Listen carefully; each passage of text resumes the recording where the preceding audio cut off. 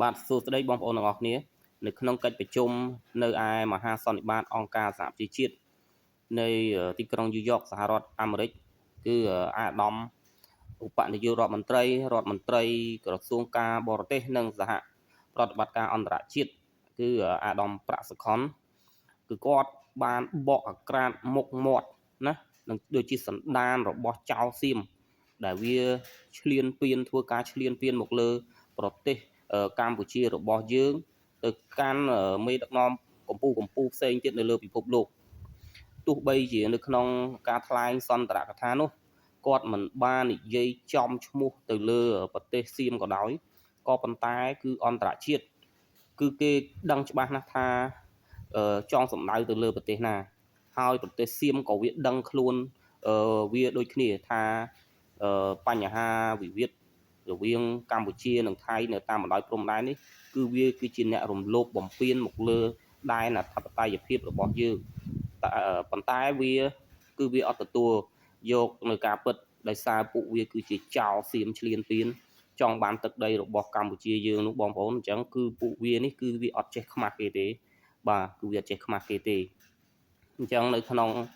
កិច្ចប្រជុំនៅឯអង្គការសហប្រជាជាតិនោះលោករដ្ឋមន្ត្រីគឺ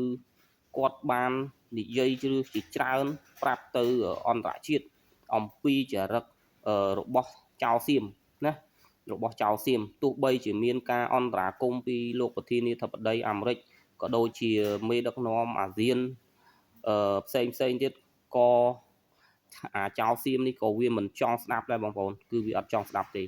ទោះបីជាឈានដល់កិច្ចព្រមព្រៀងបត់ឈប់បាញ់ក៏ដោយក៏វានៅតែក៏ឃ្លើននៅតែទន្ទ្រានណាពាត់យកដីរបស់យើងប្រើជំពាមកៅស៊ូបាញ់មកលើកងកម្លាំងរបស់យើងណានិងទង្វើថោកទាបផ្សេងជាច្រើនទៀតតែកងកម្លាំងរបស់យើងនៅតែអត់ធ្មត់ស៊ូទ្រាំខំមាត់សង្កត់ចិត្តរងចាំស្ដាប់បទបញ្ជាពីថ្នាក់លើយ៉ាងខ្ជាប់ខ្ជួនហើយនៅក្នុងសេចក្តីថ្លែងការណ៍នោះអាដាមគាត់និយាយដោយភាពជឿជាក់ណាដោយភាពជឿជាក់ព្រោះវាគឺជារឿងពិត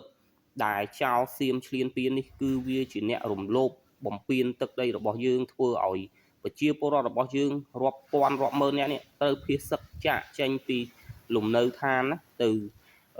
កន្លែងដែលមានសុវត្ថិភាពទៅជំរុំជនភៀសសឹកអីផ្សេងដោយសារតែការទន្ទ្រានឈ្លានពានរបស់ពួកអាចៅសៀមនេះដូចបងប្អូនដឹងស្រាប់ហើយអាចៅសៀមគឺវាអត់ដែលទទួលយកការពិតទេ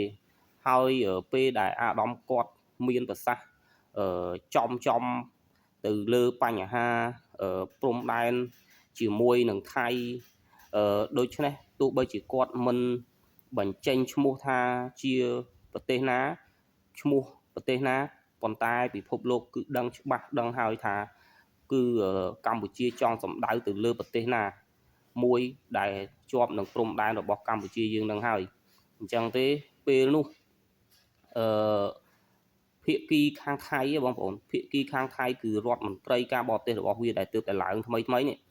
ក៏ចាប់ផ្ដើមប្រតិកម្មបាទចាប់ផ្ដើមប្រតិកម្មហើយដើរតួជាជនរងគ្រោះទៅវិញដើរតួជាជនរងគ្រោះទៅវិញដោយចោទថាកម្ពុជាគឺបានចោទប្រកាន់មកលើខ្លួនដោយគ្មានហេតុផលសមស្របណាមួយហើយចោទថាកម្ពុជាយើងហ្នឹងជាអ្នករំលោភបំពានទៅលើប្រទេសរបស់វាទៅវិញអញ្ចឹងទេពេលនេះខាងប្រទេសថៃគឺវាអត់សុខចិត្តទេបងប្អូនវាថាយើងនឹង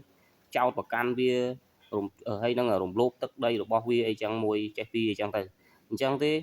រឿងពិតគឺនៅជារឿងពិតអាចោសៀមឈ្លានពានក៏នៅតែអាចោសៀមឈ្លានពាន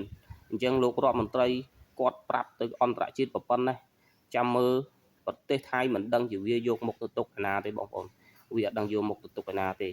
អញ្ចឹងនេះគឺជាកិច្ចប្រជុំនៅអង្គការសហប្រជាជាតិដែលលោករដ្ឋមន្ត្រីរបស់យើងគឺលោកខ្នះខ្នែងណាគឺលោកនិយាយការពិតទៅកាន់អង្គប្រជុំទៅកាន់មេដឹកនាំពិភពលោកទាំងមូលឲ្យដឹងពីសន្តានពី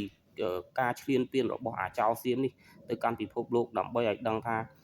អាចោសៀមនេះគឺជាប្រទេសដែលលោភលន់ចង់បានតែទឹកដីរបស់គេទេអញ្ចឹងយើងនឹងរងចាំតទៅមុខទៀតថាតើរឿង